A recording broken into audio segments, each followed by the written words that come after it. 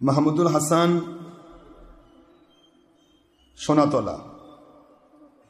আমাদের এলাকায় কিছুদিন আগে আব্দুর রাজ্জাক বিন ইউসুফ ওয়াজ করতে এসেছিল। তিনি যেখানে বলেছিলেন কোনো ব্যক্তি যদি সুন্নত নামাজ না পড়ে তাহলে নাকি কোনো গুনাহ হবে না। শুনুন মুন্সিদের বাতিল 72 ফেরকা, সুন্নত না পড়লে গুনাহ হবে না কেন? হুজুর বলেছেন লাউ তারাকতুম সুন্নাত নবিয়্যিকুম লাকাফারতুম, অফি রিওয়ায়াতিন ফি মুসলিম লাউ তারাকতুম সুন্নাত নবিয়্যিকুম লাদালালতুম। যদি তোমরা ইচ্ছা করে নবীর সুন্নত তরক করো তাহলে তোমরা কাফের হবে এবং পথভ্রষ্ট হবে। নাউজুবিল্লাহ জোরে বলুন। ইচ্ছা করে সুন্নত তরক করলে এরা তো আসলে ইমানদার নয়, এরা তো বাতিল 72 ফেরকা ধর্মের লেভেলধারী বেঈমান। তাতে এদের কথা বলা যাবে না, এদের নাম ধরাটাই একটা আমাদের জন্য মানে নাম ধরতেও সমস্যা, খারাপ লাগে। এরা বাতিল 72 ফেরকা অন্তর্ভুক্ত, এরা কখনোই মুসলিম নয়। কারণ সুন্নতের বিরুদ্ধে যে বলবে, হুজুর বলেছেন সুন্নতের বিরুদ্ধে যে বলবে সে ব্যক্তি কমপ্লিটলি কাফের হবে, তার ঈমান থাকবে না। সুন্নত মানতে পারে না আলাদা কথা, সেটা আলাদা জিনিস, কিন্তু সুন্নতের বিরুদ্ধে বলতে পারবে না। না পড়লে গুনাহ হবে না কথা নয়। সুন্নতের মধ্যে দুটি ভাগ আছে, যেমন এই যে সুন্নতে জায়েদা, আমরা আসরের আগে 4 রাকাত সুন্নত পড়ি, এটা পড়লে সওয়াব হবে, না পড়লে গুনাহ হবে না। এটা ছেড়ে দিলে গুনাহ হবে না, ঠিক আছে।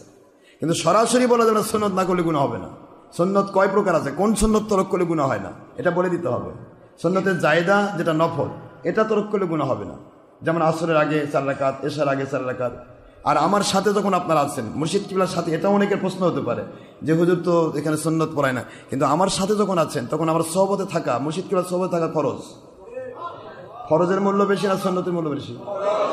এই জন্য মুর্শিদ কিবলার সোহবতে থাকার সওয়াব হচ্ছে সুন্নতের চেয়ে বেশি, যার কারণে আমরা সোহবতে রেখে সুন্নতের জায়েদাটা করি না। কিন্তু অন্য সময় কিন্তু আমরা সুন্নত ঠিকই আদায় করি, কথা ঠিক না বা ঠিক? তারপরে এটা সুন্নতের জায়েদা, সুন্নতের জায়েদা না করলে গুনাহ হয় না, করলে সওয়াব হয়, সুন্নতের সওয়াব হয়।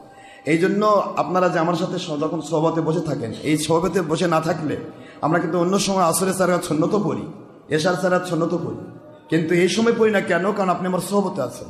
কুনু মা'আস সাদিকিন, সত্যবাদী আল্লাহওয়ালার সাথে হয়ে যাও। আল্লাহর আদেশ, আল্লাহর আদেশ মানে কি?